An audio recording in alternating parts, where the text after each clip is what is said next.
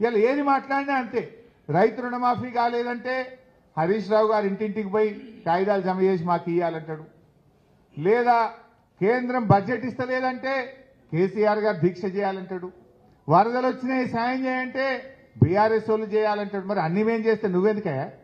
నువ్వెందుకు కూర్చున్నావు సీఎం కుర్చీగా? నువ్వు ఉన్నది చేయనీక దేనికోసం? వరదల్లో కూడా రాజకీయం చేస్తావా? ప్రజల్ని అలర్ట్ చేయడంలో ఫెయిల్ అయిపోయింది, ప్రజల్ని కాపాడడంలో ఫెయిల్ అయిపోయింది. 9 మంది ఎమ్మెల్యేలను గెలిపిస్తే 9 మందిని కాపాడలేకపోయినారు, కనీసం హెలికాప్టర్ పంపలేకపోయినారు.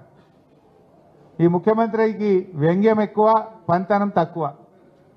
ఎక్కడ చూడు వ్యంగ్యమే ఆయనకు.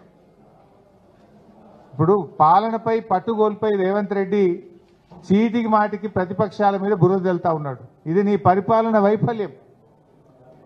వాతావరణ శాఖ హెచ్చరించినా నువ్వు మేల్కొనలేదు. పెద్ద ఎత్తున వర్షాలు పడబోతున్నాయి, వాయుగుండం వచ్చింది అని వాతావరణ శాఖ హెచ్చరించినా ఈ ప్రభుత్వం ముందస్తు చర్యలు తీసుకోకపోవడం వల్లనే రాష్ట్రంలో ఇవాళ పెద్ద ఎత్తున ప్రాణాలు పోయినాయి, తీవ్రమైనటువంటి ఆస్తి నష్టం జరిగింది, ప్రజలు చాలా బాధపడతా ఉన్నారు.